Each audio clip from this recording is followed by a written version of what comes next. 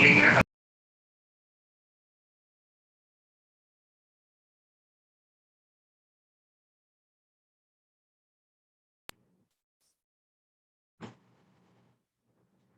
आज हम बेटा इस क्लास में आपको मैट्रिक्स और डिटरमिनेंट का रिवीजन करा देंगे ताकि आपको जितना भी टॉपिक है ना इसके अंदर कोई चीज रह ना जाए और फिर आपका टेस्ट लेंगे।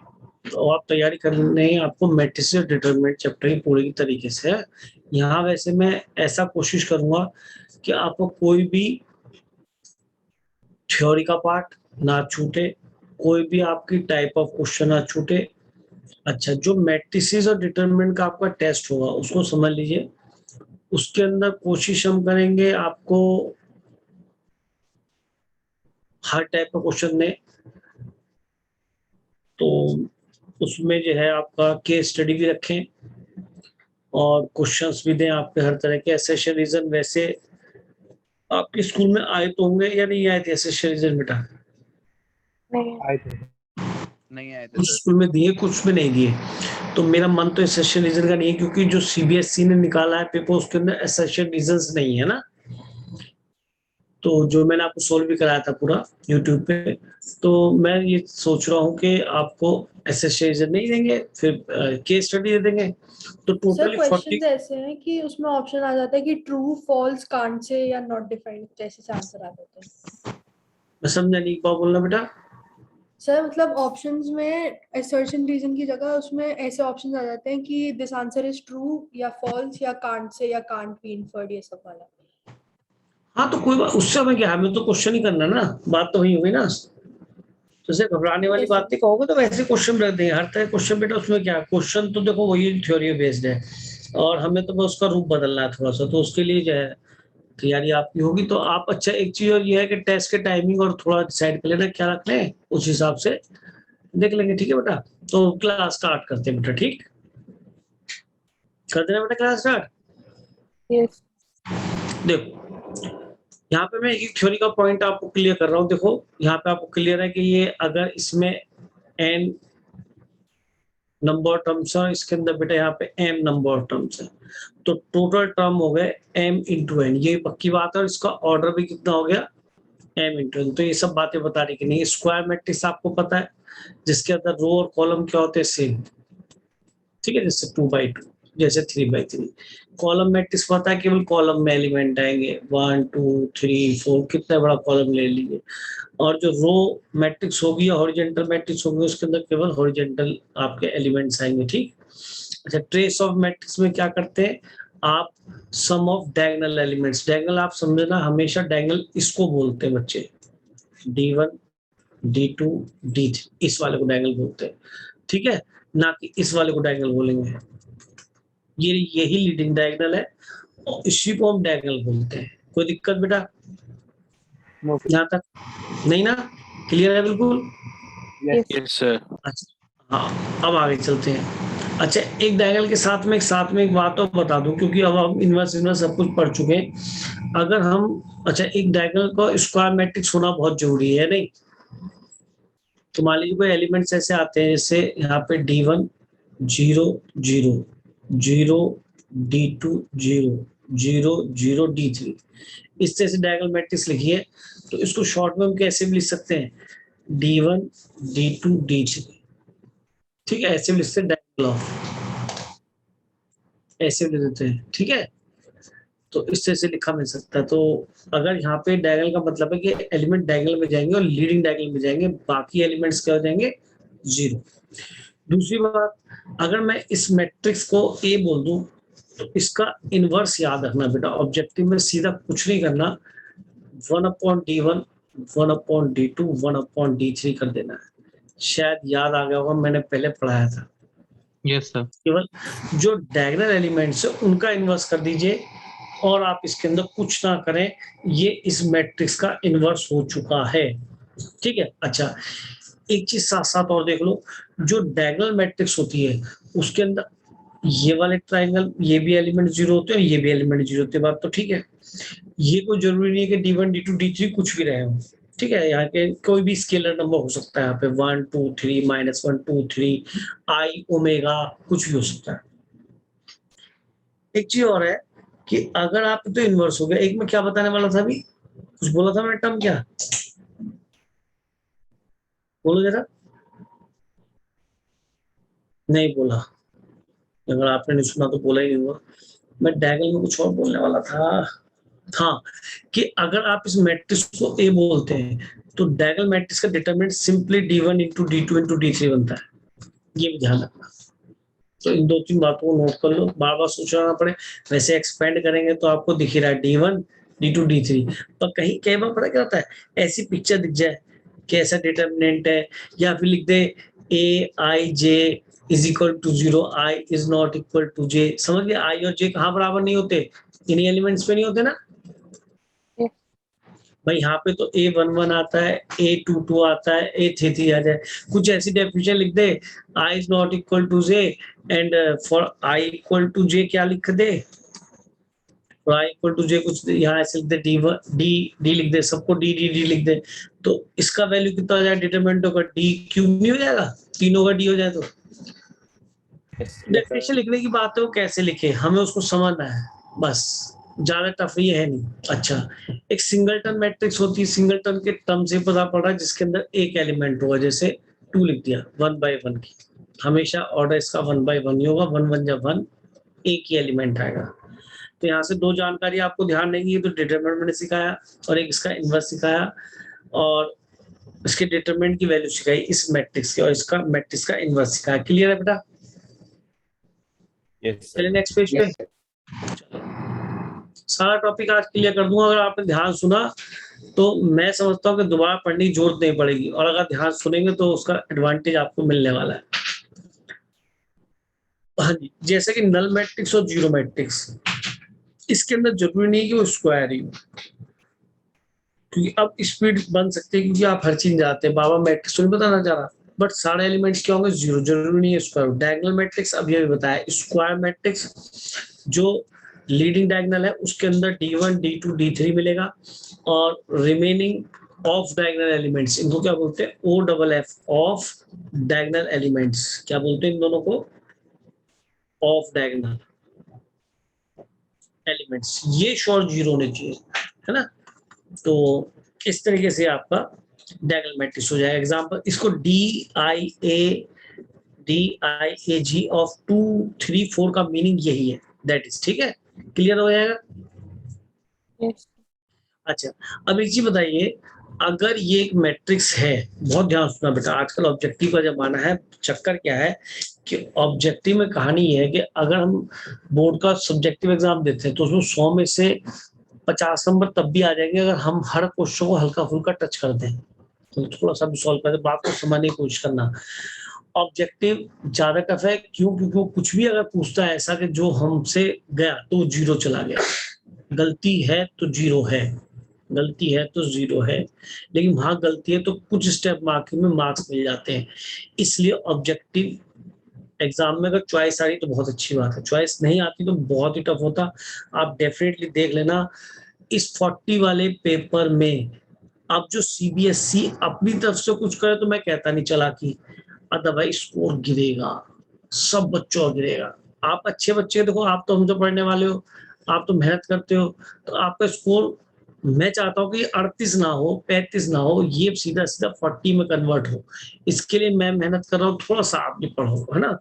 जो मैंने स्टार्टिंग दिया है, तो कल आपका एक टेस्ट होगा तो उसको अच्छा करना, ठीक। बस अब मैं आगे कंटिन्यू करता हूँ।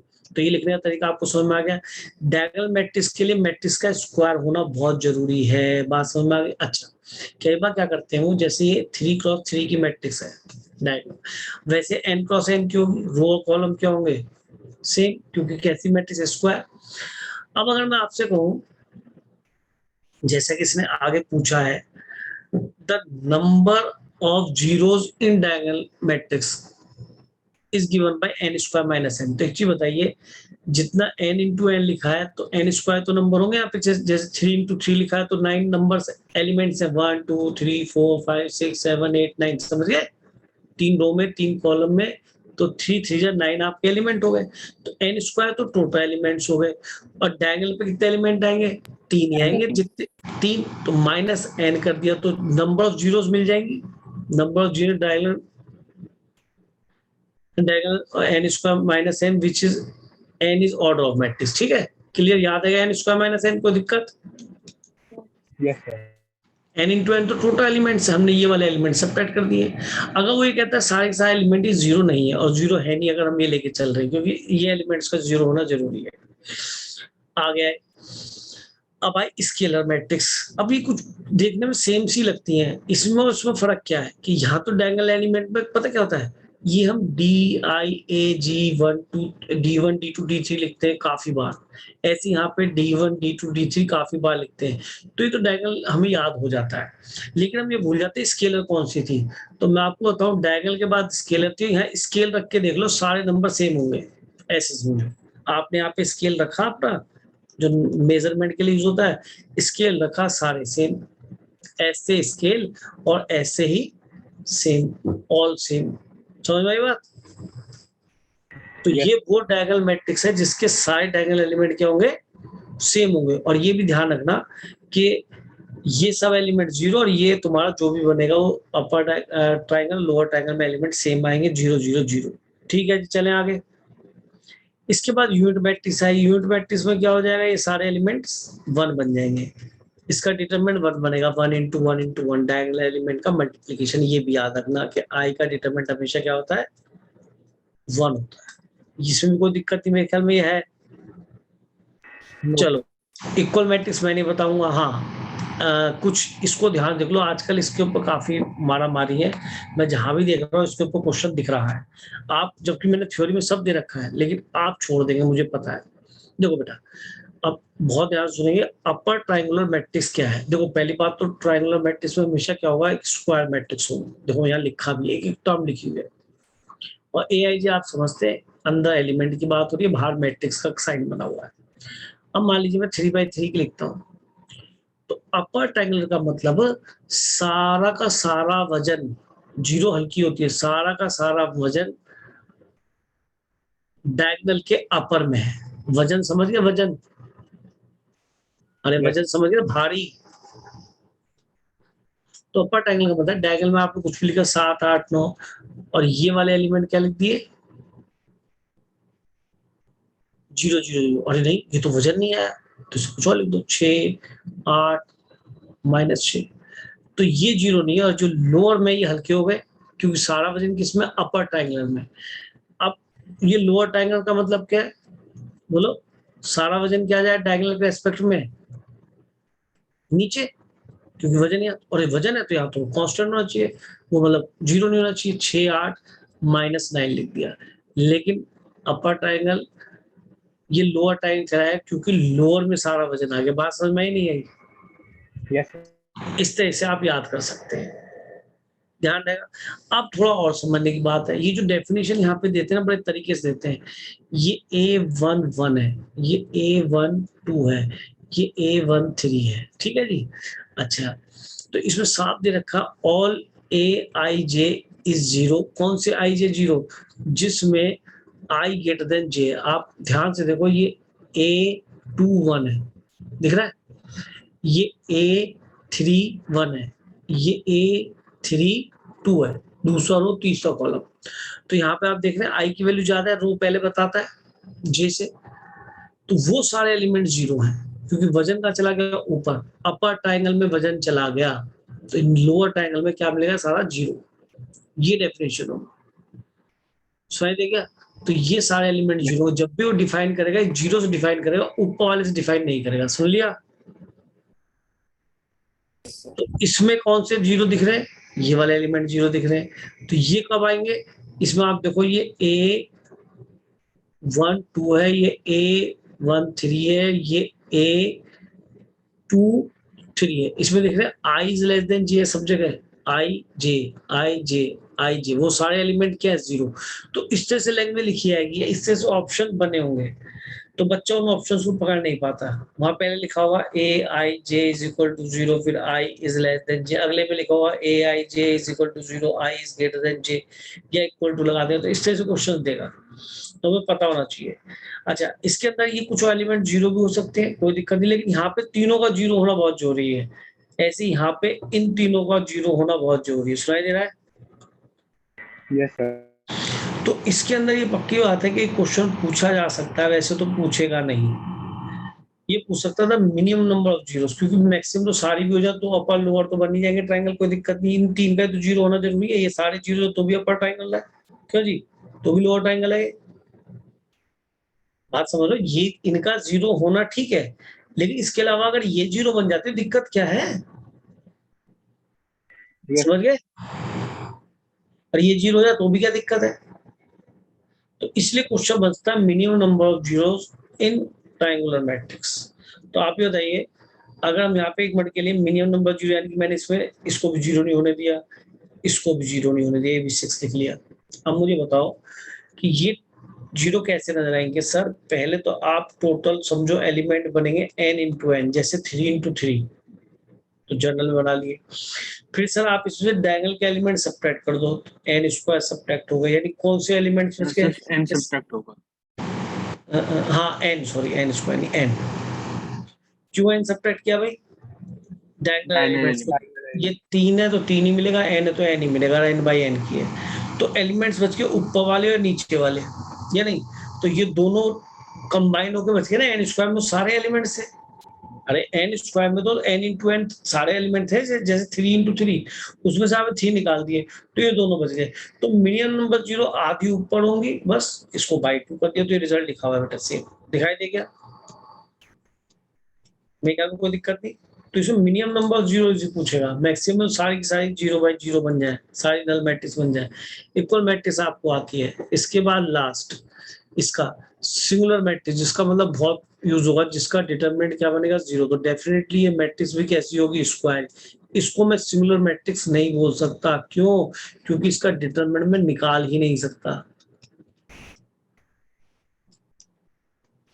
डिटरमिनेंट हमेशा उस मैट्रिक्स का निकलता है जो कैसी हो? स्क्वायर। तो इसे प्लीज सिंगुलर मैट्रिक्स मत बोलना।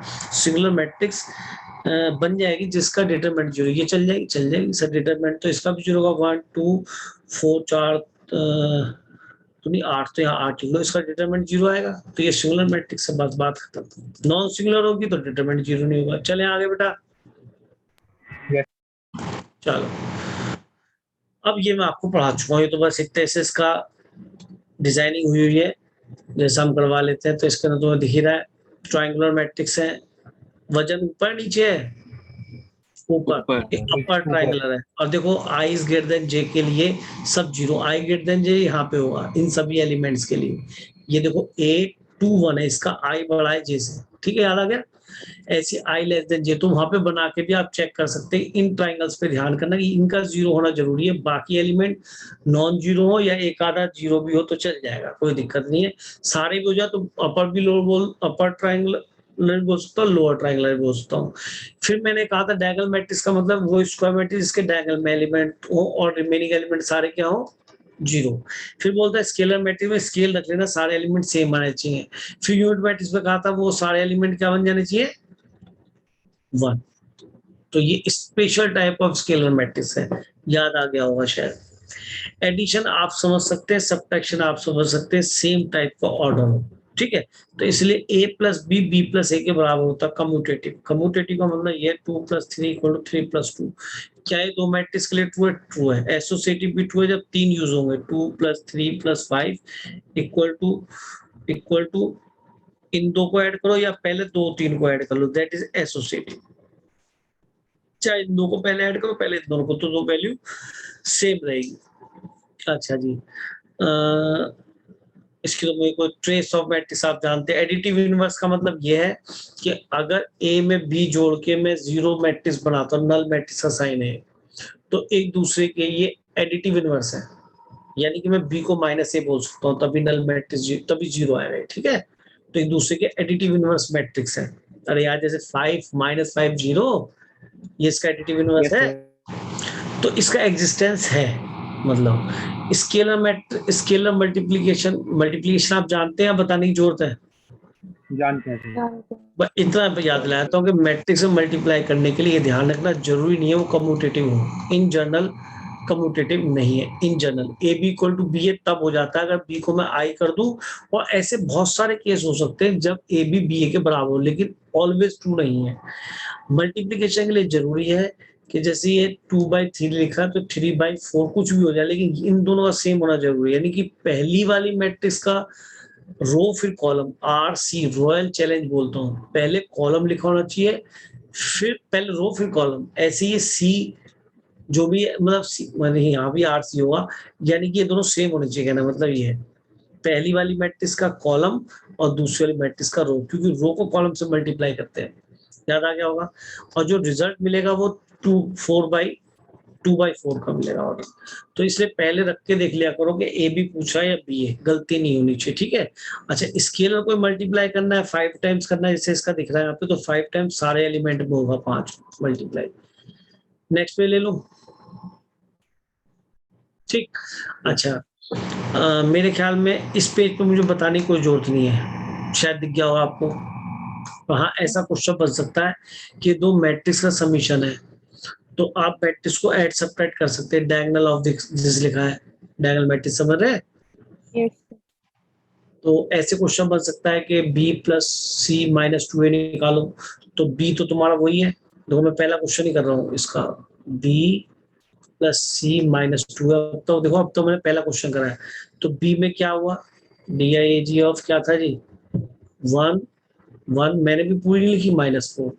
फिर डायगोनल ऑफ क्या लिख दूं C में, -6 3 और 4। फिर ट्वाइस करना है, तो ट्वाइस ऑफ लिख दो, ट्वाइस करना DIG ऑफ किसका करना है ट्वाइस A का, तो कर दो 4 -10 18। अब बोलो जी इन दोनों को जोड़ा तो माइनस कितना हो गया 5, और इसको घटाया कितना हो गया -1 माइनस, घटाया था -9 आएगा बेटा, माइनस है ना बाहर। फिर इसको देखा 3 और क्रॉसपोंडिंग प्लेसेस को करना बेटा, 4 -10 तो कितना हो गया 14, और ये -4 तो 0 हो गया, और -8। बताओ जी कोई देर लगी तो ऑब्जेक्टिव बन सकता है। अच्छा, इसी तरह का ये क्वेश्चन भी ऑब्जेक्टिव के लिए बहुत ही बढ़िया है। इक्वेशन सॉल्विंग, यहाँ एक्स वाई मैट्रिक्स से ऐड करा तो आ जाए, एक बार सब्ट्रैक्ट कर लो। ठीक है जी, कर लेंगे। तो जब आपको प्रैक्टिस करनी तो प्लीज ये क्वेश्चन में जरूर कर लेना। मैं आगे चलता हूँ। ठीक, एक ये वाला क्वेश्चन प्लीज जरूर कर लेना 16, या एक काम करो ट्राई करो, देखते हैं कौन बच्चा निकालता है इसका आंसर। आपके सामने क्वेश्चन है, थोड़ा करोगे भी तो थोड़ा एहसास होगा कि हम भी पढ़ रहे हैं, मतलब आप भी पढ़ रहे हो, केवल मैं ही नहीं पढ़ रहा। अब तक ऐसा लग रहा था 20 मिनट से मैं ही पढ़ रहा हूँ। जल्दी से इसको निकालो, 3x + 3y = this and 3x + 2y = this.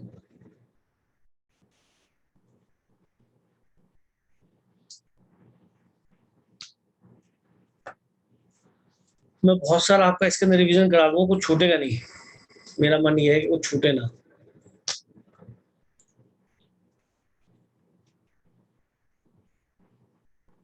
तो मैं ट्राई करूं साथ साथ।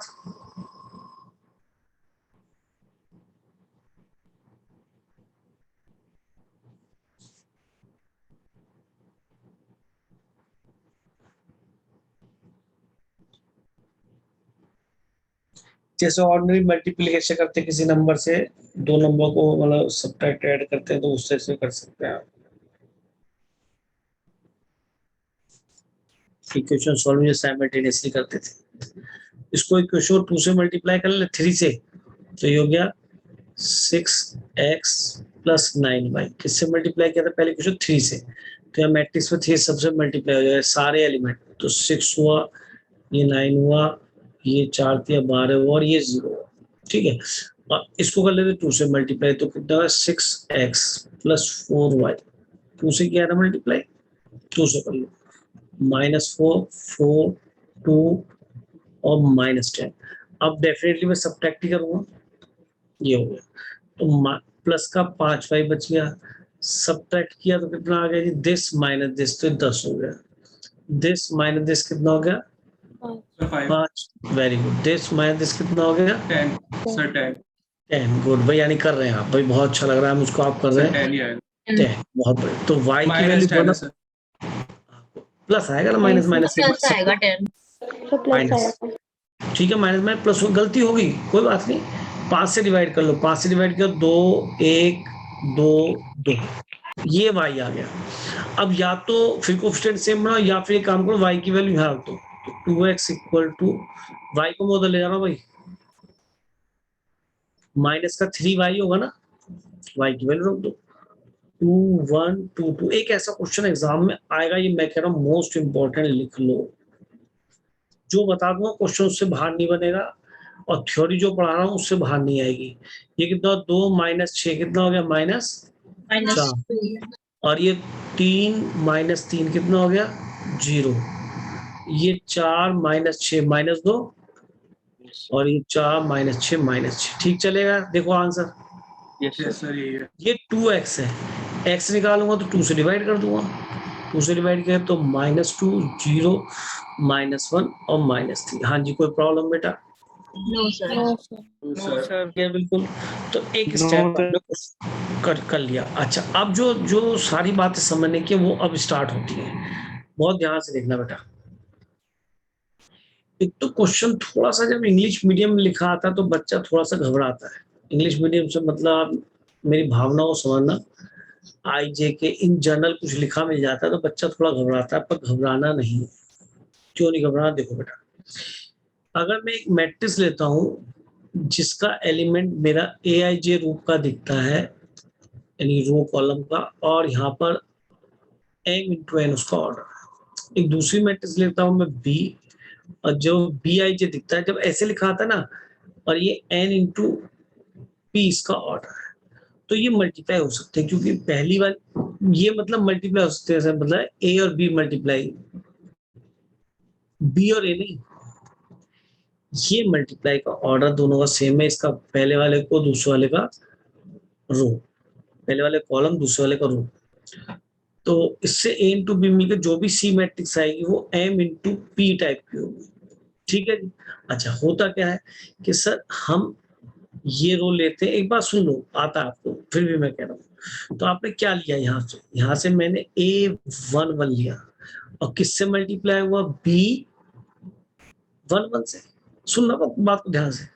फिर अगला एलिमेंट लिया, ये क्या था, A12 था, किससे मल्टीप्लाई हुआ B, बोलो 2 1 से, है ना, 2 1 से, पक्का? Yes, sir.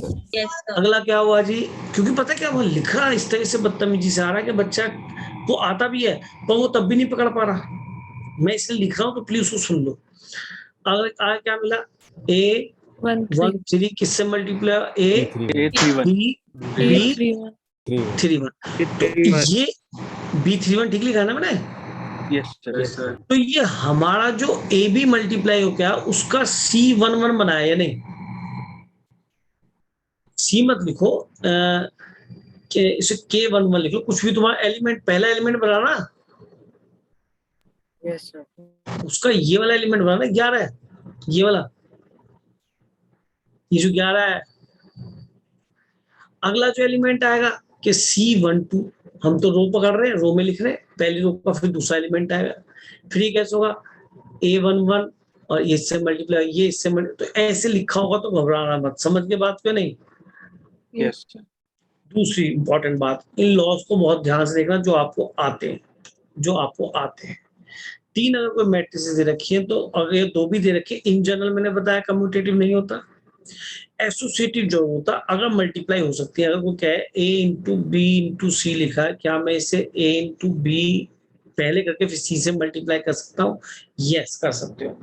मल्टीप्लीकेशन भी एसोसिएटिव लॉ होल्ड करता है, और एडिशन भी एसोसिएटिव लॉ होल्ड करता है। एसोसिएटिव के लिए हमेशा 3 का होना जरूरी है, क्योंकि आजकल वो ऐसे पूछ रहा है, सैंपल पेपर्स में आप देखें, बोर्ड में पब्लिश करेंगे तो उस वजह से गड़बड़ हो जाती है बच्चे से, तो उसे याद रखना पड़ेगा, this is associative law for multiplication, that is associative law for addition, दोनों में होल्ड करता है ये। अच्छा, फिर मैंने इसे बताया था कि प्रोडक्ट में लेकिन कम्यूटेटिव I × A × I होता है, जो किसके बराबर बनता है, A के, जस्ट लाइक 1 मान लें आप इसको, तो काम बन गया। सबसे इंपॉर्टेंट डिस्ट्रीब्यूटिव लॉ, इसके ऊपर एनसीईआरटी एग्जाम्पल में भी एक क्वेश्चन है, फिल इन द ब्लैंक में, मैं हर चीज को स्टडी करके बता रहा हूँ, हर चीज आपको ध्यान सुनो। एग्जैक्टली यही पूछा उसने। आप क्वेश्चन उठा के देखेंगे एनसीईआरटी एग्जाम में तो उसने यही पूछा है, और लैंग्वेज में जो फिल इन द ब्लैंक उसमें लिखा जाएगा distribution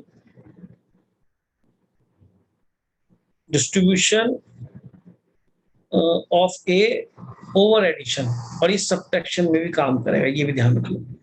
distribution of A over addition और सब्ट्रैक्शन दोनों में काम करेगा, और ये बहुत ही इंपॉर्टेंट है। ये समझ गए, ये डिस्ट्रीब्यूशन होता है, ये है 2 into 3 + 4 is equal to 2 into 3 और 2 into 4। कभी भी उल्टा मत करना 4 into 2, क्योंकि फिर तो गड़बड़ोगे। माइनस में भी चलेगा डिस्ट्रीब्यूशन, ये भी ध्यान रखना। इसने केवल एडिशन के लिए लिखा है। दूसरी बात, कुछ बच्चे कैंसिलेशन लॉ में ऐसे बहुत जनरली करते हैं कि ए से ए बराबर हट जाएगा, क्योंकि हमारा वो कैंसिलेशन लॉ नंबर सिस्टम के लिए है।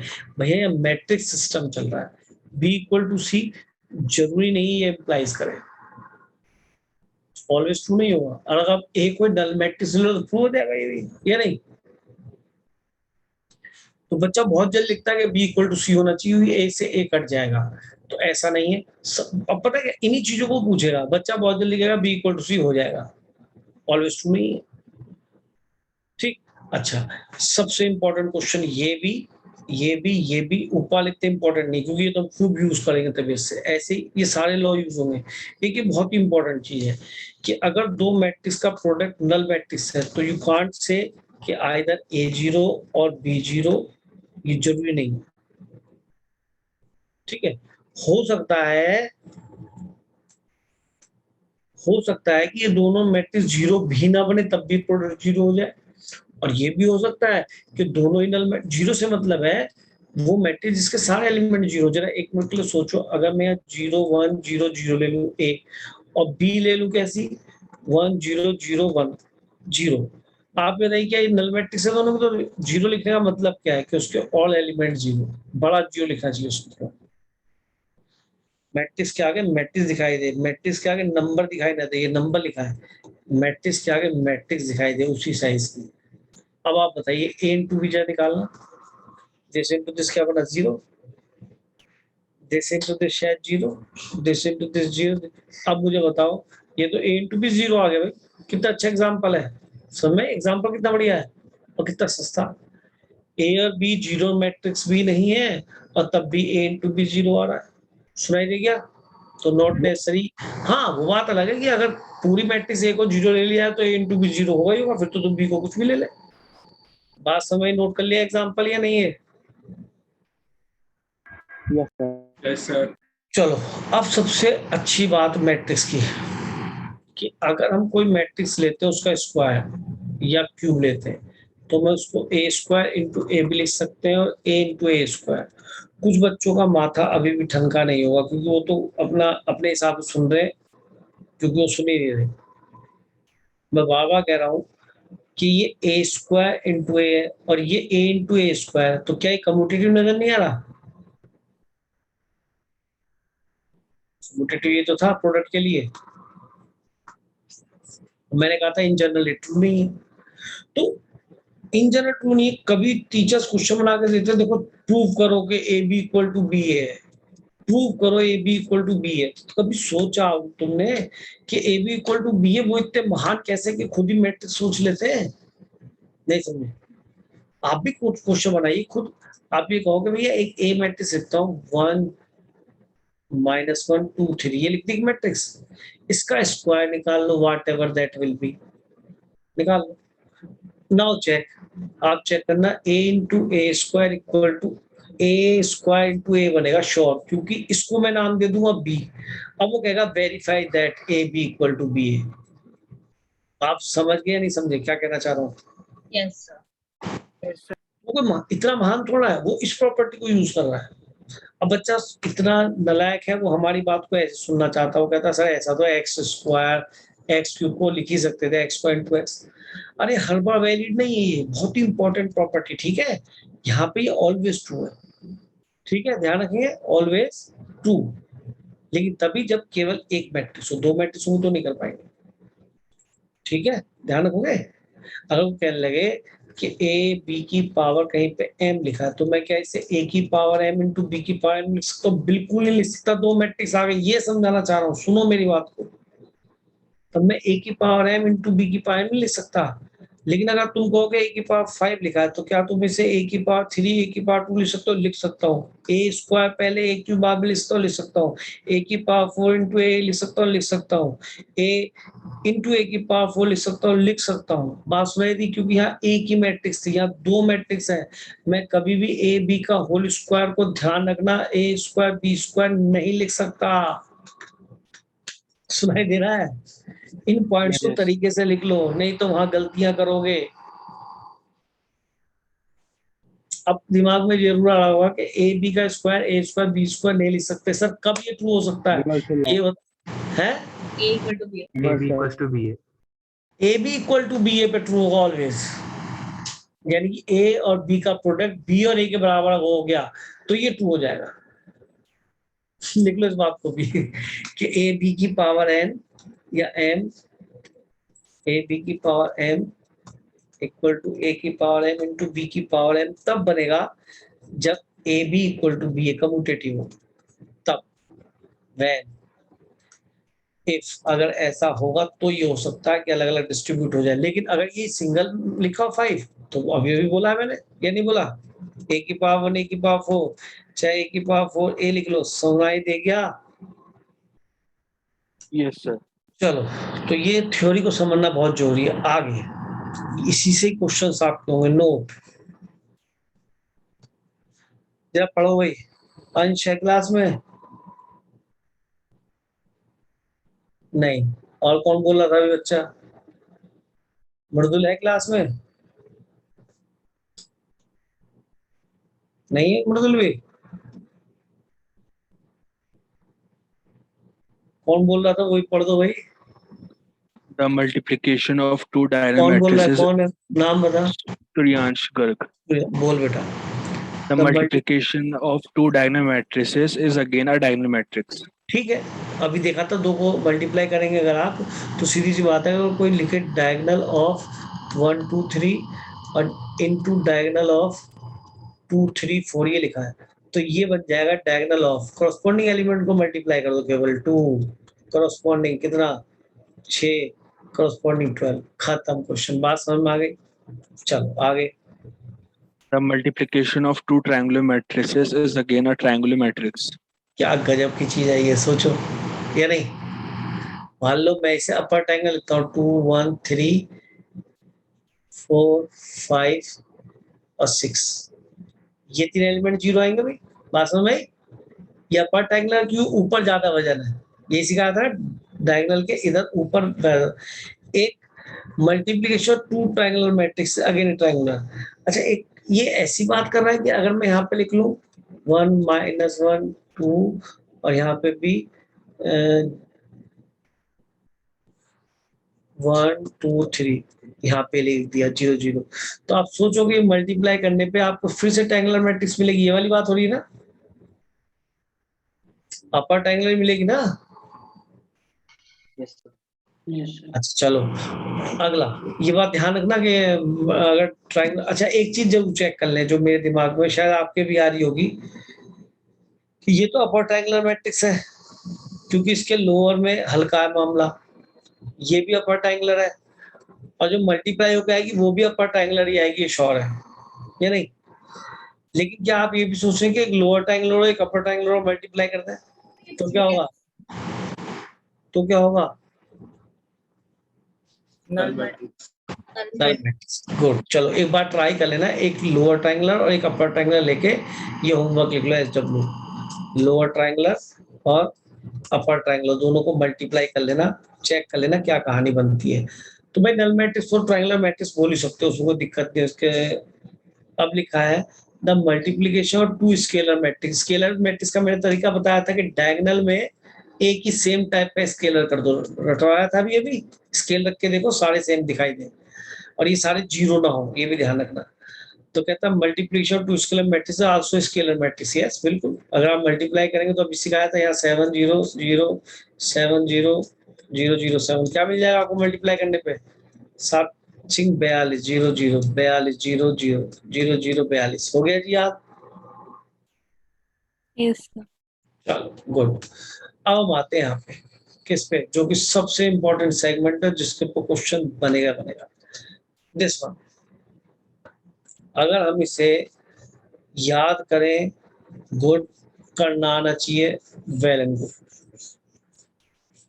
देखो बेटा, अभी जो हमने पढ़ा था a प्लस बी का होल स्क्वायर, तो हम इसे ऐसे लिख देते हैं, अगर ए और बी मैट्रिक्स नहीं है, रियल नंबर है या इमेजिनरी नंबर है, तब भी 2ab। लेकिन मैट्रिक्स, अगर ए और बी मैट्रिक्स है तो ये ऐसा नहीं है। तो हमने इसको दो पार्ट में ब्रेक करा। आप बच्चा ये कैसे ट्रू है, मैंने अभी भी बताया था कि इनको ब्रेक कर सकते हैं ऐसे, अगर नीचे सेम टाइप की मैट्रिक्स है। याद है, ये एक ही तो टाइप है, a प्लस बी तो एक ही मैट्रिक्स है ना, ठीक है। ये a इंटू बी नहीं है, ए और बी को अगर हम ऐड करेंगे तो हमें एक मैट्रिक्स तो मिलेगी। अच्छा, फिर मैंने बताया था डिस्ट्रीब्यूटिव लॉ होल्ड करता है ऑफ ए का डिस्ट्रीब्यूशन करा, a इंटू ए, उल्टा मत कर देना, a इंटू बी ही लिखना, b इंटू ए मत कर देना, फिर इसको डिस्ट्रीब्यूट करो। डिस्ट्रीब्यूशन तभी अप्लाई होता है जब एक एडिशन एक प्रोडक्ट हो, एक सब्ट्रैक्शन एक प्रोडक्ट हो। डिस्ट्रीब्यूशन प्लस के लिए भी चलता है, माइनस के लिए, b इंटू ए, फिर ये क्या बन जाएगा, b इंटू बी। तो मैंने नोटिस करा कि अब ऑब्जेक्टिव का जमाना है, बच्चे याद कर लेते हैं, एक ए बी बनाता है, एक बी ए बनाता है और एक बी स्क्वायर बनाता है।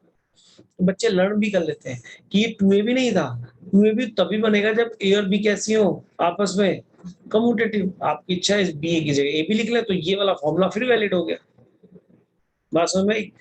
या फिर ये फॉर्मूला, ये ए प्लस बी का होल स्क्वायर तब भी वैलिड हो सकता है अगर इसमें से एक को आई कर दिया जाए। क्योंकि अगर मैं इसी तरह से एक्सपेंड करूं जो कि इसका रिजल्ट से लिख रखा है, तो शायद ये आई ए और ए आई बनेगा। लेकिन दोनों ही केसेस में क्या बन जाएगा, आई का स्क्वायर हो, आई का क्यूब हो, आई ही होता है बेटा। तो ट्वाइस ऑफ ए ही बन जाएगा, नहीं बन जाएगा?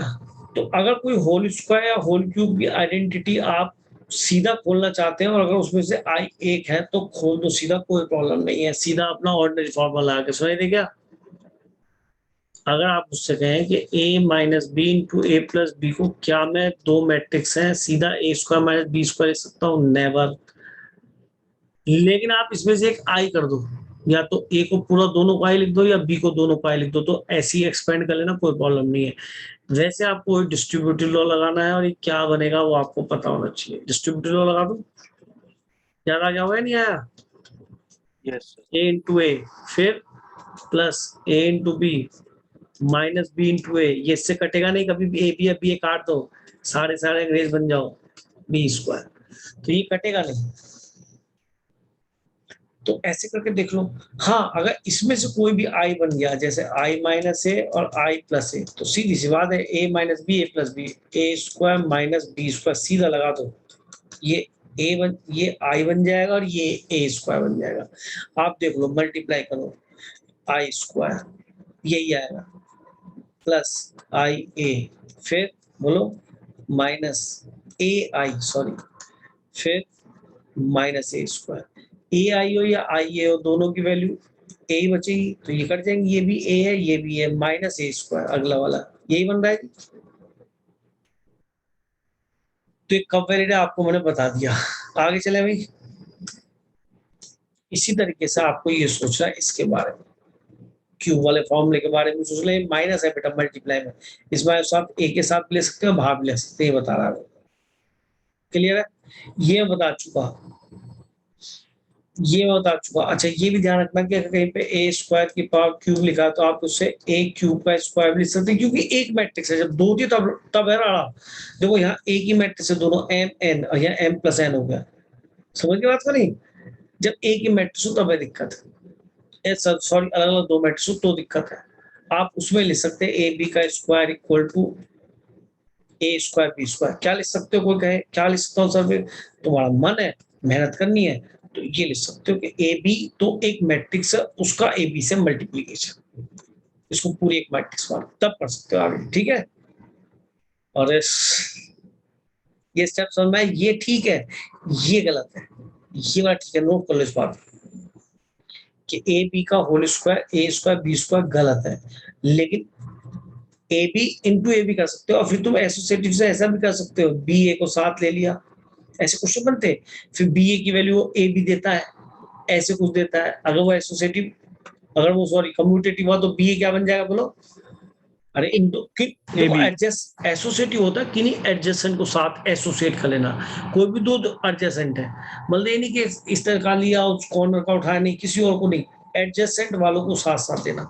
तो अगर ए बी को मैं यहाँ बी ए को यहाँ मैं ए बी लिख लूँ, तो एडजेसेंट वाले इन दोनों फिर साथ ले सकता हूँ, तो ए स्क्वायर बी स्क्वायर बन गया। तो जो मैं पढ़ा रहा था कि ए बी का square A square B square तब होगा जब ए बी किसके बराबर हो? बी ए के पढ़ाया। ये स्टेप समझ में आया नहीं? दोबारा समझाऊं? लग रहा है जल्दी बता दिया, दोबारा बताऊं? एक बार रिपीट कर दो। आ गया सर.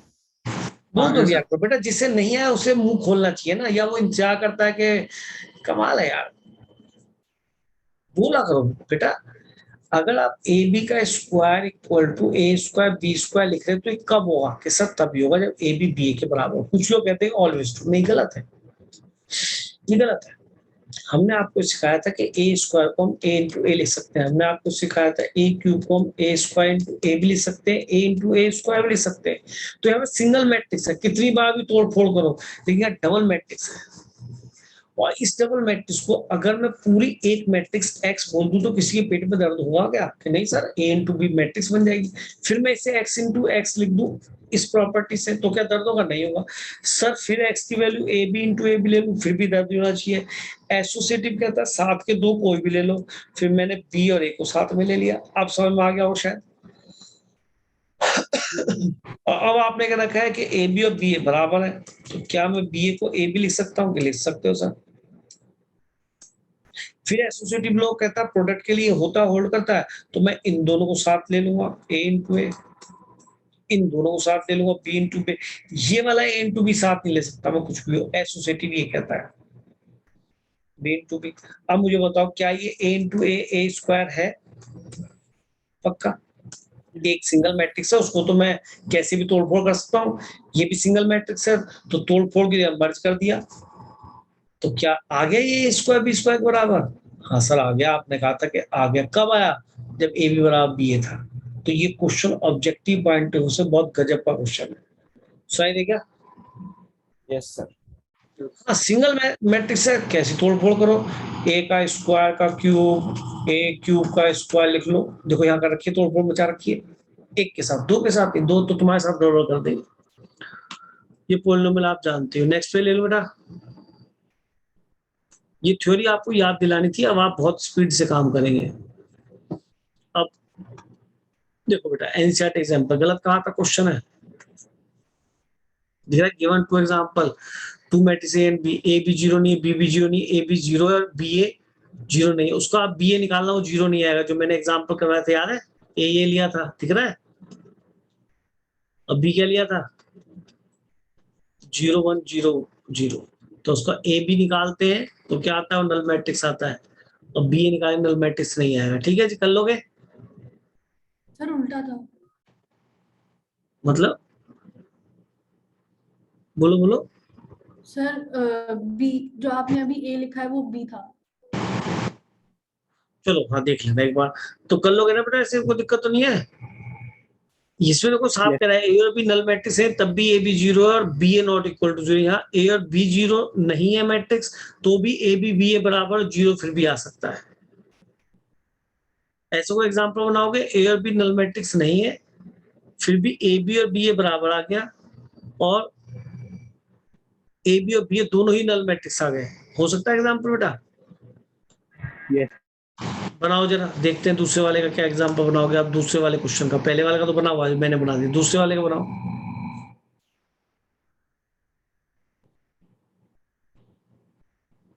देखो बेटा ये लिखा हुआ, the matrix distribution, matrix multiplication over addition. ये तुम्हारा एग्जांपल में पूछा हुआ है। अब मुझे छठे का सेकंड का एग्जांपल बनाओ।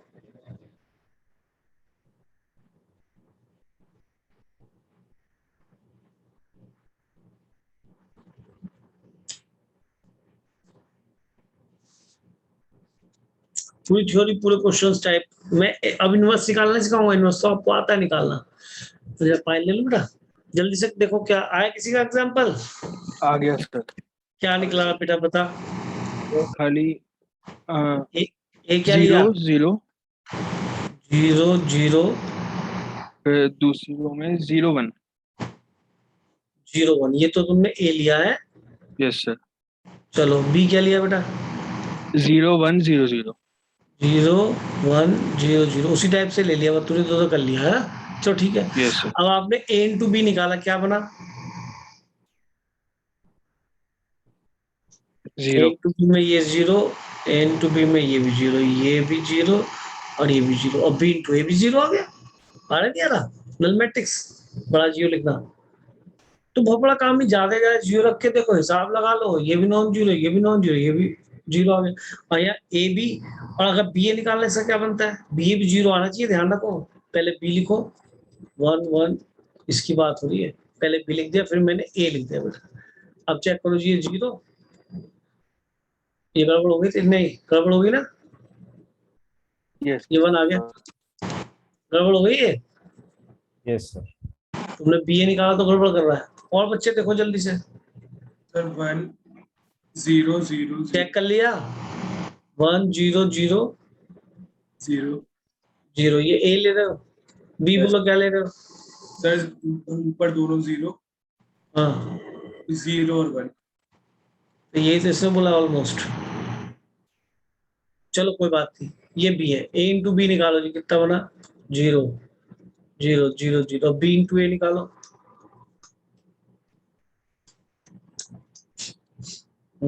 ये सच बोल रहा है भाई। ठीक है भाई, ये एग्जाम्पल लिख लो इसको, सेकंड एग्जाम्पल के लिए। फर्स्ट वाला मैं करा चुका हूं आपको, है ना? तो इस तरह से ये भी हो गया।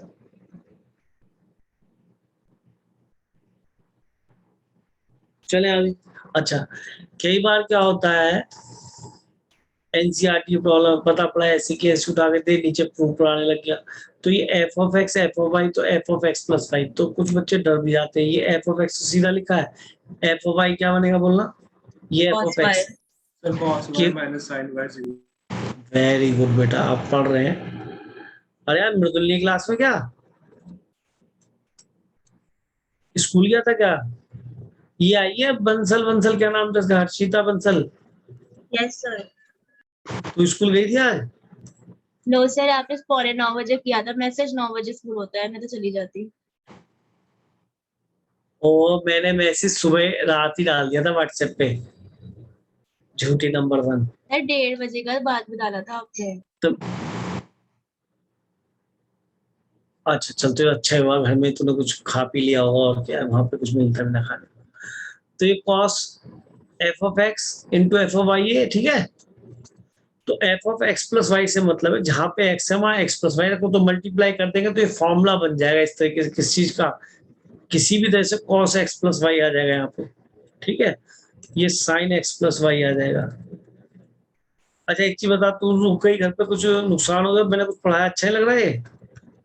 नहीं सर, अच्छा लग रहा है। तो ये बन जाएगा, तो मुझे एक्सपेक्टेड नहीं है पर क्वेश्चन बन सकता है ऐसा। अच्छा, इस टाइप पे बहुत क्वेश्चन बन रहे हैं कि a equal to this f of this, then show that f A equal to 0 and use of this find a की पावर 5। तो यूज ऑफ दिस से मतलब ये है कि वहां ऐसा तो नहीं आएगा यूज ऑफ दिस करके वो करो, पर तुम्हें यूज करने से फायदा मिल सकता है।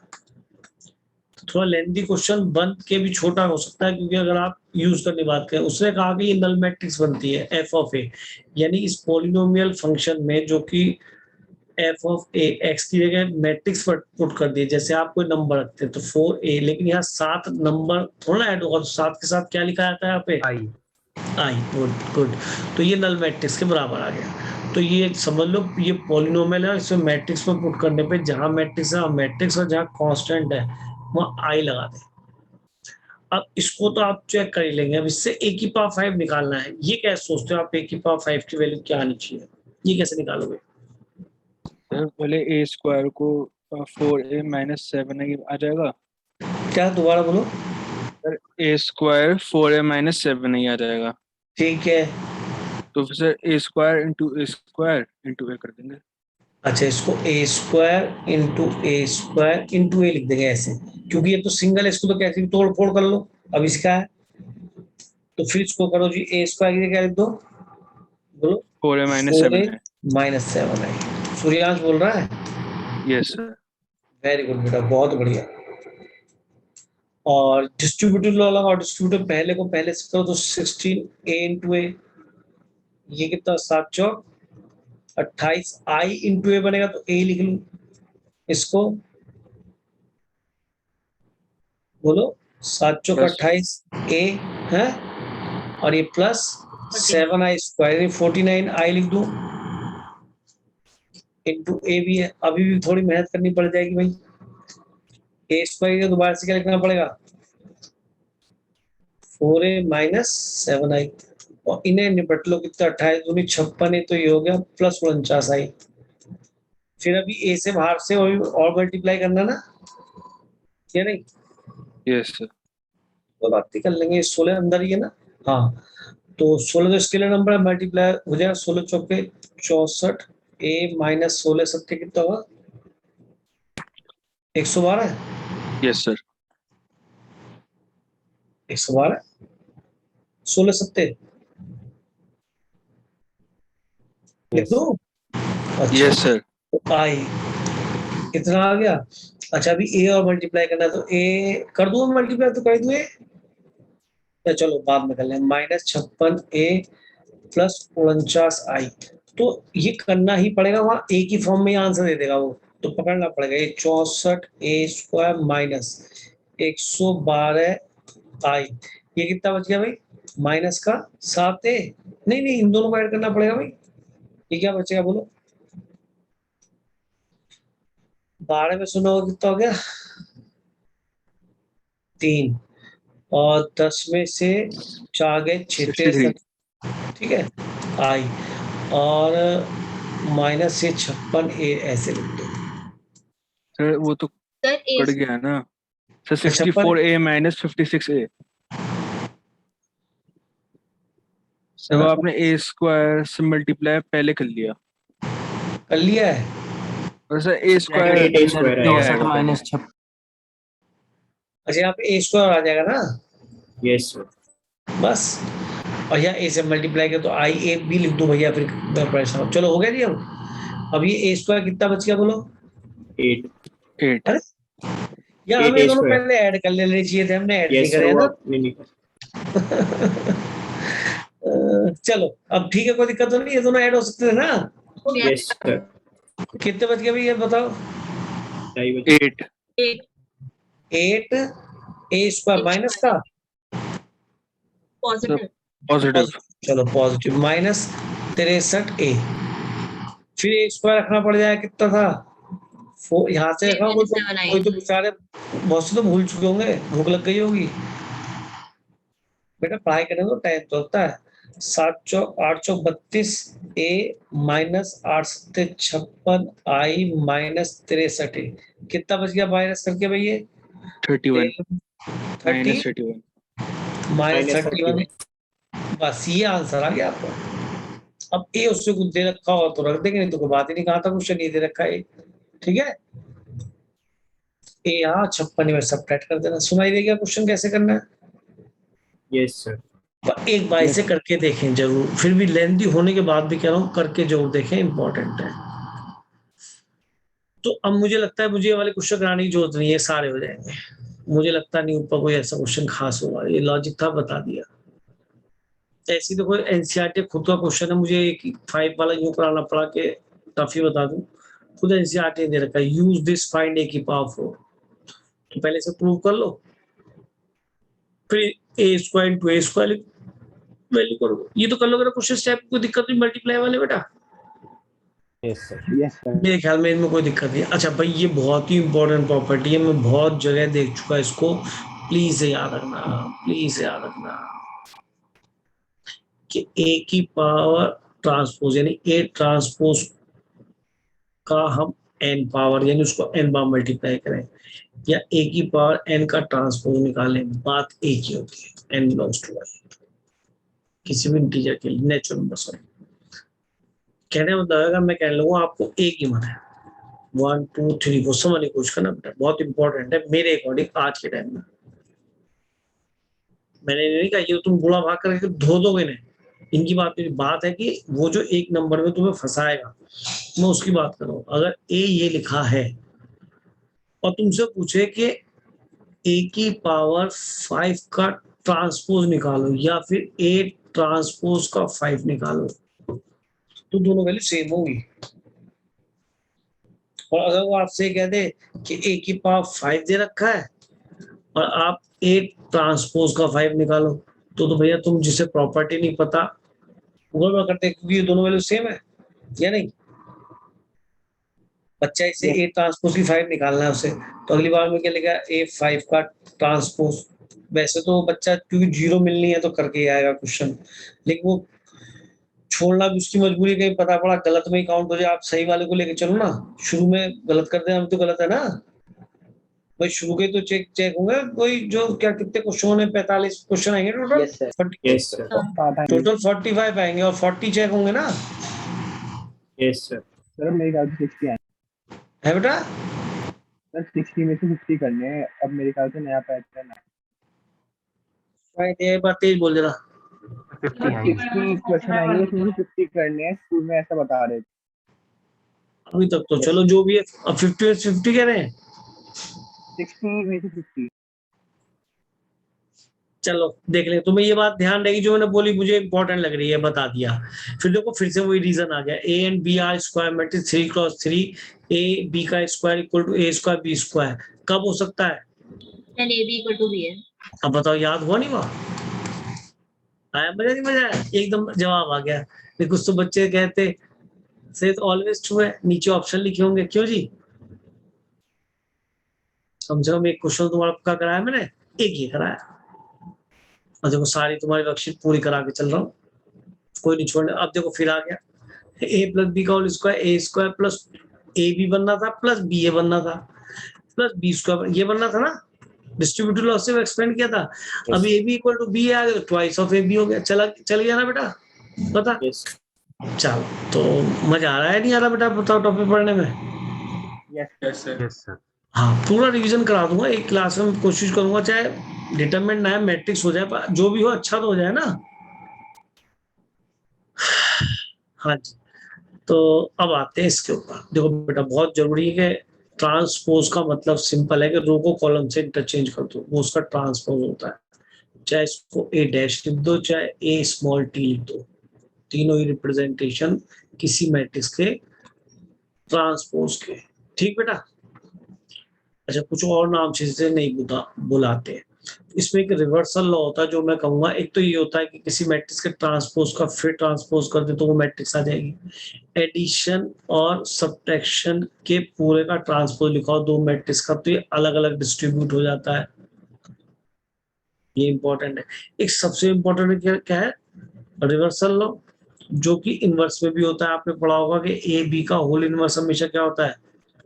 B inverse into A inverse. Inverse फिर ए इनवर्स, और ये बी इंटू ऐसे ए इंटू बी का ट्रांसपोज भी इसी को भी रिवर्सल में पढ़ते हैं, B transpose into A transpose, ये ऑलवेज ट्रू है। ठीक है, तो ये देखो यहाँ सारी प्रॉपर्टीज लिखी है। अच्छा कोई स्केलर नंबर के लिखा है और उसके ऊपर ट्रांसपोज है, अरे ये के तो अंदर मल्टीप्लाई हो जाता, अगर मैट्रिक्स होती दिखती, यहाँ मैट्रिक्स दिख रही थी तो के ऊपर मत लगाना ट्रांसपोज। ट्रांसपोज तो किसी मैट्रिक्स का होता है, 2 का ट्रांसपोज या कैसा लग रहा है तो के को ऐसे छोड़ दो, ए का ट्रांसपोज। ठीक है, के को ऐसे छोड़ दो, ए का ट्रांसपोज, तो मेरे ख्याल में कोई दिक्कत नहीं है। क्या है?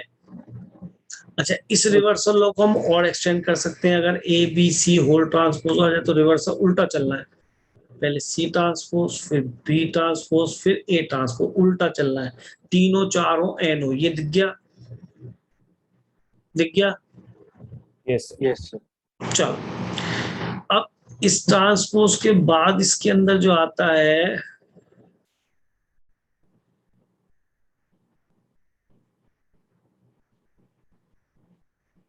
ये वेरीफाई करने के लिए भी आया हुआ है, देखो है ना, वेरीफाई तो वहां करने के लिए क्वेश्चन बनेगा नहीं, है ना। देखो सारी प्रॉपर्टियां बिल्कुल ठीक लिखी हुई हैं, ट्वाइस ऑफ ए का ट्रांसपोज, 2 बार केवल ट्रांसपोज मैट्रिक्स पे, ए प्लस बी का ट्रांसपोज अलग अलग डिस्ट्रीब्यूट हो जाता है। हाँ, ये ध्यान रखना, इनवर्स ऐसे कभी डिस्ट्रीब्यूट नहीं होगा। अगर ऊपर इनवर्स लिखा हो तो आप इसे A inverse plus B inverse नहीं लिख सकते, चाहे प्लस में या माइनस में कहीं भी। ये ध्यान रखना, ठीक है, ध्यान रखोगे। Transpose sir. डिस्ट्रीब्यूशन है अलग अलग प्लस माइनस में, वैसे नहीं है, ठीक। अच्छा, यहाँ ट्रांसपोज का रिवर्सल हो गया, ट्रांसपोज इस पे भी गया, इस पे भी गया, बीच में माइनस तो होने दो, कोई दिक्कत नहीं, ठीक है बेटा। या ए इंटू बी, फिर ये ए बी का transpose B transpose A transpose. चलो एक काम करो, एक क्वेश्चन में इसमें देख लेते क्या है। ठीक है, सिमेट्रिक टू सिमेट्रिक तो पता ही नहीं, पता आपको ही। Yes sir. चलो मैं एक बार फिर बताऊंगा, उसके अंदर से क्वेश्चन जरूर बनेगा ऑब्जेक्टिव, बता रहा हूँ। और दिमाग को ऐसे सेट कर लो कि ये वाली सिमेट्रिक और ये वाली सिमेट्रिक जरूर होती है, वो मैं याद करा दूंगा। तो देखते ही ये नहीं कि चेक करना पड़ेगा, बता ऐसे दूंगा वो हमेशा याद हो जाएगा। अब एक काम करो, आप ए बी का होल ट्रांसपोज जो निकाल के दिखाओ। मैं जरा पानी ले लूं। ए बी का whole transpose symmetric to symmetric तरीके से पढ़ाए तो थ्योरी खत्म हो जाएगी सारी।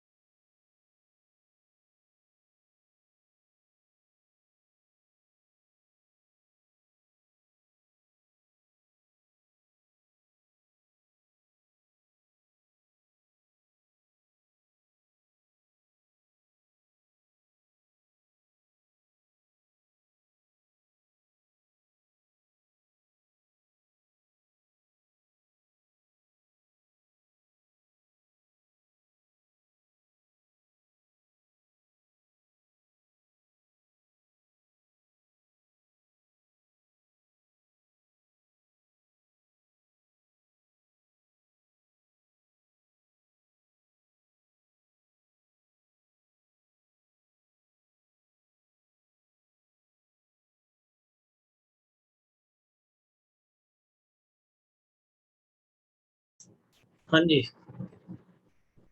बोलो जी बुआ जी। Yes sir. Yes sir. Yes, sir. समझ में आ गया? Yes Yes, sir. चलो, तो क्या वैल्यू निकली ए बी की होल ट्रांसपोज को बच्चा बोलेगा? 0, 1 1, 15 minus 3 minus 2. 0 1 50 नीचे है, 50 Yes, 50 sir. नीचे है, अच्छा, स्क्वायर मैट्रिक्स। minus 2. यही है। Yes sir. yes sir। Yes sir. ये था 2/3 और ये था 3/2, तो 2/2 मिलेगी, ठीक, गुड। अब समझने की बात है, बहुत ध्यान सुनना, और यहाँ से क्वेश्चन जरूर बनेगा, और याद रखना है आपको, जो पढ़ाऊंगा जितनी जितनी बातें बताऊंगा वो सबको याद कर लेना। यहाँ से क्वेश्चन श्योर आएगा मैट्रिक्स से, अगर पूरा एक क्वेश्चन, वैसे तो काफी क्वेश्चन मिलेंगे लेकिन ये जरूर मिलेगा। सुन लो भाई ध्यान से, एक बात क्लियर कर दूंगा। यहाँ इसने मैट्रिक्स लिखी भाई, एक सिमेट्रिक मैट्रिक्स है। सिमेट्रिक का मतलब क्या था, ये अगर मान लीडिंग डायगोनल है तो इसके अबाउट सिमेट्रिक, यानी कि ये वाले दोनों एलिमेंट सेम होंगे, ये वाले दोनों एलिमेंट सेम होंगे, ये वाले दोनों एलिमेंट सिमेट्रिक हो गया ना। किसके अबाउट? लीडिंग डायगोनल के अबाउट। यानी कि ये ए अगर 1 2 था तो ये A21 नहीं है बेटा। अगर ये A13 था तो क्या ये A31 नहीं है बेटा। और अगर ये A23 था तो ये क्या A32 नहीं है। ये आपस में इक्वल है, यानी कि A12 A21 के बराबर, यानी AIJ इक्वल टू AJI। दूसरे शब्दों में ए I J equal to A J आई तभी होता है जब ए ट्रांसपोज ए के बराबर होता है। तो these type of square matrix are called symmetric matrix in which A I J equal to A J I, और यू कैन से आई को जैसे पलट दिया, या A transpose equal to A. ठीक है जी। अब लिखता है every unit matrix and square zero matrix are symmetric. ठीक बात है। यूनिट मैट्रिक्स तो क्या हो गया, ये बन गई। ठीक है, समझ गए। ए I J equal to A J आई 0 0 नहीं है, 1 के अबाउट, इस डायगोनल के अबाउट सारे एलिमेंट्स क्या है, सेम है। अच्छा, अब इससे पूछा है maximum number of different elements in symmetric matrix. Different element कौन कौन से ले सकते हैं कि sir maximum number of element की बात करें डिफरेंट। आप मुझे बताओ, आपको एक तो ये डिफरेंट ले सकते हो, ये ले सकते हो, ये ले सकते हो, लेकिन अगर आपने इसे 5 ले लिया तो इसको तो 5 लेना ही पड़ेगा। एक अलग, इन दो की जगह ये एक अलग काउंट होगा ना। ये 6 लिया तो ये भी 6 लेना पड़ेगा, ये -7 ले, ये -7 लेना पड़ेगा। तो सबसे पहले तो देखो कि इसमें टोटल एलिमेंट क्या थे, n इंटू n थे या नहीं। ये एलिमेंट टोटल थे। अगर इन जनरल कहूं बेटा स्क्वायर, इसलिए n इंटू n बोल रहा हूँ, 3 इंटू 3 बोल दूंगा अगर तुम्हें इसी में काउंट करना है तो। अब वो कह रहा है different element is symmetric matrix. वैसे डिफरेंट एलिमेंट का मतलब क्या हो आपको, और वो भी क्या कहा इसने, मैक्सिमम नंबर। ज्यादा से ज्यादा डिफरेंट एलिमेंट कितने रख सकते हैं, कम से कम में तो कुछ भी लिख लो। ज्यादा से ज्यादा में कितने रख सकते हैं, कैसे निकालोगे। जो आंसर लिखा है n इंटू n प्लस 1/2। आपने क्या करा, कुछ सोच है बेटा, यस सर। बोलो क्या।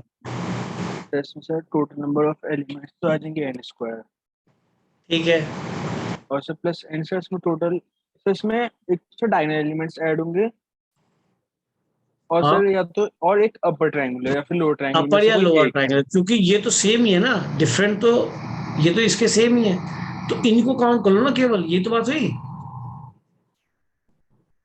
या नहीं। Yes sir. Total n square element होते हैं n इंटू n।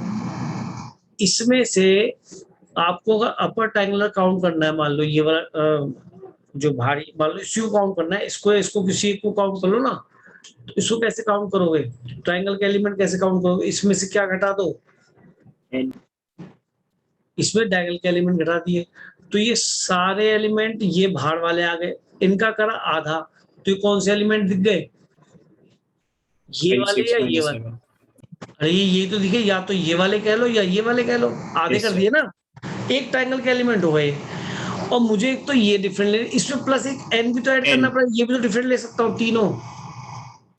अब आप ये सॉल्व करो, ये n स्क्वायर प्लस n/2 आ जाएगा, तो n इंटू n प्लस 1/2। ये वो केस है जो मैक्सिमम नंबर डिफरेंट एलिमेंट ले सकते हैं आप। ठीक है, ध्यान रखेंगे। तो वैसे ही क्वेश्चन बोर्ड में तो बन जाए तो भाई कुछ कह नहीं सकते, लेकिन ना भी बने। दूसरा, अच्छा एक चीज बताइए, अगर मैं आपसे कहूं कि मेरे पास, चलो अभी नहीं कहते, ये क्वेश्चन टेस्ट में पूछेंगे, ये skew symmetric A I J equal to minus A J I, diagonal element सारे 0 होंगे। देखो ये 0 इस डायगोनल के अबाउट सिमेट्रिक है, लेकिन साइन डिफरेंट है। ए आई जे का माइनस ए जे आई है, और ऑल आई आई क्या है 0, यानी डायगोनल एलिमेंट सारे 0। समझ में आ गई। तो trace of skew symmetric matrix 0 होगा। ट्रेस में क्या करते हैं, डायगोनल एलिमेंट को ऐड करते हैं, तो सब 0 होगा। तो इसमें दो प्रॉपर्टी निकली, एक तो डायगोनल एलिमेंट 0 होते हैं, और 1 2 2 1 का एलिमेंट आपस में एक दूसरे के अपोजिट साइड के होंगे। प्रॉपर्टीज में ये जो काम की प्रॉपर्टीज है, ये बता दो, ये सुन लो ध्यान से, काम आएंगे। कि ये कहता है property symmetric and skew symmetric matrix. A matrix square matrix A plus A dash, याद रखना ए प्लस ए डैश, या फिर ए डैश, या ए डैश ट्रांसपोज को डैश बोल रहा हूँ ए, ये हमारे हमेशा ये सिमेट्रिक होती है। कैसे सिमेट्रिक होती है, कहने मतलब ये है कि अगर मैं इसको एक्स मैट्रिक्स मानूं और मैं ये कह रहा हूँ ये सिमेट्रिक है एक्स, तो सिमेट्रिक होने के लिए एक्स ट्रांसपोज एक्स के बराबर होना चाहिए नहीं। दोनों तरफ मैंने ट्रांसपोज लिया ये देखते हुए, इसका भी और इसका भी। तो ट्रांसपोज की प्रॉपर्टी कहती है मैं दोनों पे चला जाऊंगा ट्रांसपोज, अलग अलग बताया था। ए ट्रांसपोज ट्रांसपोज का ट्रांसपोज ए बन जाएगा, और एडिशन इज कम्यूटेटिव, तो ये दोबारा से x के बराबर आ गया ना। तो इतना सोचना ना पड़े, प्लीज इस बात को लर्न कर लो कि a plus A transpose A transpose A transpose ए अगर कोई मैट्रिक्स है तो ये कैसी है, सिमेट्रिक है। ये लर्न करो, काम आएगा। और ये भी याद रखोगे a minus A transpose skew symmetric है। स्क्यू सिमेट्रिक प्रूव करना तो आता है आपको, प्रूव नहीं करना चाह रहा, आता है या करूं? आता है। आता है तो कहो तो कर दूं, बोलो 2 मिनट लगेंगे, चलने दूं आगे। चलो, तो ये मुझे याद करना है, a minus A transpose skew symmetric होगी। a कैसी भी है, a तो एक स्क्वायर मैट्रिक्स है, कुछ भी है व्हाटएवर, लेकिन अगर a में से a ट्रांसपोज को आप घटाएंगे तो हमेशा स्क्यू सिमेट्रिक मिलेगी। a में a ट्रांसपोज a ऐड करेंगे, a कुछ भी मैट्रिक्स है, एनी मैट्रिक्स, बस बट वो स्क्वायर होनी चाहिए बस। तो ये दिमाग में एकदम दिखनी चाहिए, दिमाग बंद करो, a plus A transpose A transpose A सारी symmetric, a minus A transpose skew symmetric दिखना चाहिए, दिमाग में रहना चाहिए। इसके लिए भी अगर वहां प्रूव करते रहे तो हम बेवकूफ हैं, फिर टाइम खराब कर रहे हैं। इसी के पहले पैटर्न में मैंने सारे पॉइंट लिखे हैं, इन चीजों को ध्यान रखोगे आपको फायदा होगा, बहुत जल्दी कर पाएंगे। If A is symmetric, then minus A K A transpose A की power n A inverse B transpose A B are also symmetric matrix। मैंने ये भी लिखे, इससे ज्यादा और क्या लिखा, समझाया था, पूरा पढ़ाया था। अगर A सिमेट्रिक है, अगर A सिमेट्रिक, इससे पहले वाले में A सिमेट्रिक नहीं है, इससे पहले वाले में तो A कुछ भी है, बात तो समझने की कोशिश। A सिमेट्रिक है तो ये कह रहा है minus A k times of a, यानी किसी मैट्रिक्स को 2 से 3 से मल्टीप्लाई कर दूं, या उसका ट्रांसपोज ले लूं, या उसका स्क्वायर कर दूं, वो भी सिमेट्रिक होगा। ये a की पावर n बता रहा है, समझ रहे हैं? यस क्वेश्चन लिखा आ गया, a इज ए मैट्रिक्स 1 2 3 4 5 6 7 8 9, मान लो यहाँ 2 लिखा आ गया, 2 की जगह सिमेट्रिक बनाने के लिए 3 की जगह 3 आ गया, 6 के 6 आ गया, कह दिया ये a मैट्रिक्स है। अब ये कहता है ये सिमेट्रिक है या ना भी लिखे, और फिर कहते हैं a की पावर 3 क्या सिमेट्रिक होगा। अब बच्चा निकाल रहा है जी a की पावर 3, तो जैसा बेवकूफ कौन है, जब प्रॉपर्टियां लिखवा रखी है कि a की पावर n भी क्या होगा हमेशा सिमेट्रिक। तो उसने वहां नहीं बोला कि सिमेट्रिक, उसने तो a बोल दिया, कि a ये मैट्रिक्स है, तो बताओ a की पावर 3 सिमेट्रिक होगा या नहीं होगा, उसने तो ये पूछा। अब आप बताओ, तो आपने देखा या झांका तो ये तो यार सिमेट्रिक है, डायगोनल के अबाउट सेम एलिमेंट है, तो a क्यूब भी सिमेट्रिक आएगा, क्या आएगा वो उसका मतलब नहीं, a क्यूब सिमेट्रिक आएगा। तो माइनस ऑफ ए भी सिमेट्रिक होगा, ट्वाइस थ्राइस कर दो इसका, ट्वाइस करो सारे एलिमेंट का ट्वाइस होगा ना, तो दोनों एलिमेंट सेम बन जाएंगे ना, तो वो भी सिमेट्रिक होगा। ट्रांसपोज करोगे तो इससे डायगोनल एलिमेंट तो सेम जगह रहते हैं, ये आपस में अपनी जगह बदलते हैं, तो फिर सिमेट्रिक होगा। a की पावर n, ये इंपॉर्टेंट था कि सर स्क्वायर करो क्यूब करो कुछ भी करो सिमेट्रिक होगा, सुनाई दे गया। और सबसे बड़ी और अच्छी प्रॉपर्टी कि a इनवर्स भी सिमेट्रिक होगा अगर a सिमेट्रिक है, अगर a सिमेट्रिक है। तो ये वहां प्रॉपर्टीज आपको गड़बड़ करा सकती हैं, आप भूले भी होंगे तो गड़बड़ हो जाएगी सारी, ध्यान रहेगा आप। Yes sir. ये कौन सी प्रॉपर्टी बताई मैंने, सिमेट्रिक मैट्रिक्स अगर a है। अब बता रहा हूं if a is skew symmetric की, तो याद रखना उसका इवन हमेशा सिमेट्रिक आएगा, उसका ऑड पावर हमेशा स्क्यू सिमेट्रिक आएगा। कहने मतलब है, अगर मैं आपसे रेड कर लेता हूं कि मैं कहूं a स्क्यू सिमेट्रिक है, क्योंकि अब ऑब्जेक्टिव आएगा, वहां a नहीं देगा आपको। अब आपसे पूछेगा कि बता भैया a स्क्वायर सिमेट्रिक है स्क्यू सिमेट्रिक है, a क्यूब सिमेट्रिक है स्क्यू सिमेट्रिक है, तो इवन पावर वाली तो सिमेट्रिक होगी, कैसे याद रहेगा वो बताऊं। और ये वाली ऑड पावर वाली स्क्यू सिमेट्रिक होगी, मैंने तो याद रखा है, स्क्यू पहले प्लेस पे आ रहा है 1 पे, तो स्क्यू सिमेट्रिक आएगी, और सिमेट्रिक आया दूसरे प्लेस पे सिमेट्रिक आएगी, हो गया। ऑड वाले प्लेस यानी a क्यूब हो, a की पावर 5 हो, a की पावर 7 हो, सबकी सब में पहले कौन दिखाई दे रहा है? स्क्यू, तो स्क्यू सिमेट्रिक। दूसरे नंबर पे सिमेट्री दिखाई दे रहा है, सिमेट्रिक हो गया। याद रहेगा। Yes sir. और देखो अगर ए स्क्यू सिमेट्री है तो k टाइम से मल्टीप्लाई करने पर स्क्यू सिमेट्रिक रहती है। जैसे यहाँ पे ये भी अगर ए सिमेट्री था तो ट्वाइस करने से तो सारे एलिमेंट का ट्वाइस होगा ना, और डायगोनल पे सारे जीरो होंगे तो सारे जीरो हो जाएंगे। याद रहेगा जी ये बात। और यस सर। लर्न करने का तरीका समझ में आया? जो मैंने बताया लर्न करने का तरीका समझ में आया? लेकिन स्क्यू सिमेट्री के लिए कहानी है, जब ए सिमेट्री है तो उसके लिए इतनी सारी कहानी है। स्क्यू सिमेट्री के लिए इवन आउट की कहानी है, के टाइम्स की कहानी है, और एक ये तो तुम वहां निकाल भी सकते हो। ध्यान रखना ये एनसीईआरटी क्वेश्चन है। B transpose A B is also skew symmetry. B is a square matrix of order जो एक ऑर्डर है। तो इसका तो तुम इसको ऐसे कर लेना अगर तुम्हें करना ही है। वैसे तो ये क्वेश्चन कई बार बन चुका है, एक बार नहीं कई बार बोर्ड्स में आ चुका। मैं आपको एक बार करके बताया तो कितना याद करोगे इसे? याद, ये तो याद होनी चाहिए भैया, ये तो याद होनी चाहिए भैया, बता दिया आपको। यहाँ लिखा है, दिखाई दे रहा है भैया कलर ये? B transpose A is also skew symmetric, यानी कि इसे अगर मैं P मान लूं तो मुझे प्रूव करना है P transpose equal to minus P। एक क्वेश्चन हो जाएगा ऑब्जेक्टिव के लिए, बहुत बढ़िया। ये टू प्रूव हुआ एक तरह से। और जबकि गिवन क्या है? A is skew symmetric. A skew symmetric है तो गिवन में क्या आ गया बोलो? A transpose equal to minus है। तो मैं B ट्रांसपोज की बात कर रहा हूँ। Now taking transpose, taking transpose.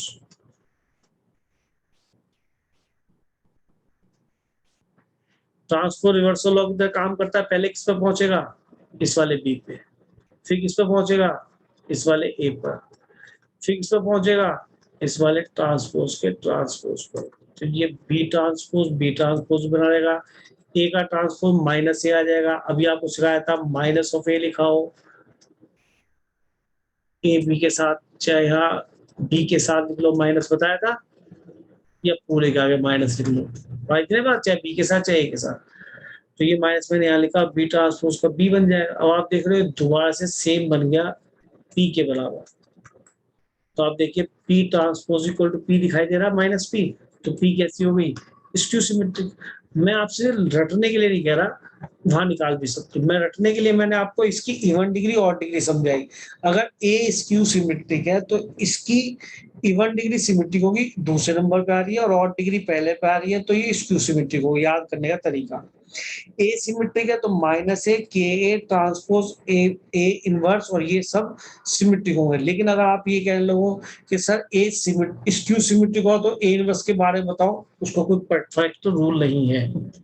सही दिया। अगर ए स्क्यू सिमेट्रिक होगा तो ए इनवर्स क्या होगा? स्क्यू सिमेट्रिक सिमेट्रिक सब कुछ नहीं कह सकते, ध्यान रखेंगे। Yes sir. ठीक है। अब मैं इसका थोड़ा सा लास्ट और इसको बता दूं ताकि थ्योरी खत्म हो जाए, बस ये एंड है और इसके ऊपर क्वेश्चन बनेगा जो बाद वाली थ्योरी है। अब कहता है A and B two symmetric matrix. तो कितना अच्छा थ्योरी मैंने आपको बना के दी। पहले केवल ए को बताया सिमेट्रिक, फिर बताया ए को स्क्यू सिमेट्रिक। ठीक है। अब A and B are two symmetric matrix. अगर ए और बी सिमेट्रिक है तो ए प्लस बी और ए माइनस बी, या A B plus B A हमेशा सिमेट्रिक होगा। A B minus B A skew symmetric होगा। प्रूव कर सकते हो इसी तरह से जो भी पी लेट करके बताया, दिखे तो बढ़िया है, याद रहे। ठीक है। और A B is symmetric and when A B equal to B A B symmetric होगा। तो ये दोनों बन जाते हैं कई बार केस बेटा सीधे सीधे। ऐसे A B A and B two skew symmetric है तो ए प्लस बी और ए माइनस बी ये भी स्क्यू सिमेट्रिक है, और A B minus B skew symmetric है। यहाँ पे सिमेट्रिक थे दोनों। तो कितना अच्छा लर्न हो गया दोनों पॉइंट, या नहीं? ठीक है, लर्न किया सकते हैं। अब अगला और लास्ट जो कि सबसे इंपॉर्टेंट पार्ट है, तो यहाँ पे सी लिखे है A and B are symmetric matrix same order. आगे लिखा हुआ एनसीईआरटी एग्जांपल गई है A and B are symmetric matrix. ठीक है। सिमेट्रिक है तो आपको बताया ए प्लस बी बी और A B plus B A B symmetric होंगे। तो देखो यहाँ A plus B B symmetric और A B plus B A B symmetric होगा, और A B minus B A ये स्क्यू सिमेट्रिक आ जाएगा। तो ये तो निकाल भी लोगे, आप प्रूफ करके दिखाऊं, कर लोगे ना इसको प्रूफ, यस Yes. सर।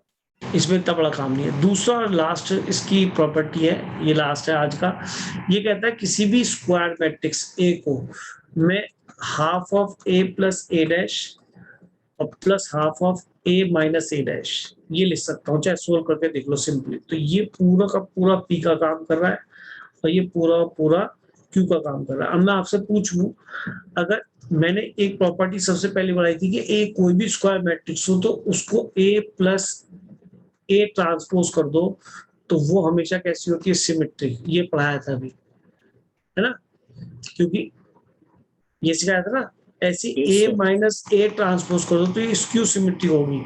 के टाइम्स करने से उसकी सिमेट्री पे डिस्टर्ब नहीं पड़ता नंबर से मल्टीप्लाई करने पे। तो याद रखना, किसी भी स्क्वायर मैट्रिक्स को हम एडिशन ऑफ टू मैट्रिक्स से ब्रेक कर सकते हैं, in which one is symmetric और वन इज स्क्यू सिमेट्रिक। तो याद रखना वो वन मैट्रिक्स क्या होगी, A plus A dash by two, वो वाली सिमेट्रिक होगी और ये वाली स्क्यू सिमेट्रिक होगी। ये वाला क्वेश्चन सीबीएसई में आ सकता है, सीधा सीधा आपको देगा क्वेश्चन कि भाई मैट्रिक्स ए है ये 1 2 3 -1 6 7 8 9 10 ऐसा दे दिया। अब कहेगा ये कोई मैट्रिक्स ए है भैया, क्या मैं इसको दो मैट्रिक्स के एडिशन में ऐसे ब्रेक कर सकता हूँ कि P प्लस क्यू एक सिमेट्रिक हो, एक स्क्यू सिमेट्रिक, ये सिमेट्रिक और ये स्क्यू सिमेट्रिक। और पूछ लिया आपसे कि भैया वो सिमेट्रिक मैट्रिक्स बताओ, तो सीधा याद होना चाहिए कि symmetric half A plus A dash होगा। ये क्वेश्चन बहुत जगह मैंने देखा है। ए ये है, ए डैश निकालो बाई टू करो, इसका वो वाला पार्ट आ जाएगा जो सिमेट्रिक वाला होगा, और स्क्यू सिमेट्रिक वाला पार्ट जो इन दोनों को ऐड करके बनेगा वो half of A minus A dash होगा। ठीक है बेटा, तो यहाँ पे मेरे ख्याल में आपकी ये सारी थ्योरी खत्म हो चुकी है, इसकी सिमेट्रिक की, स्क्यू सिमेट्रिक की देख लीजिए। एडजॉइंट जो कि सबसे इंपॉर्टेंट है, इसकी प्रॉपर्टीज, इनवर्स की प्रॉपर्टीज, ये भी देख लो। दिखाओगे, थक गए हो? क्लास है।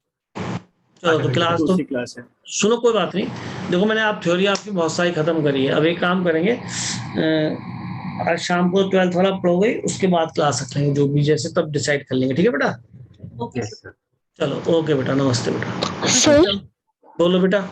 सर एक बार ये वाली पीडीएफ आप दोबारा ग्रुप पे सेंड कर दीजिए। ठीक है बेटा, ओके, नमस्ते। Thank you sir. नमस्ते सर कल डिटर्मिनेंट्स का भी आएगा या केवल मैट्रिक्स आएगा? दोनों आएगा। ओके सर, नमस्ते सर।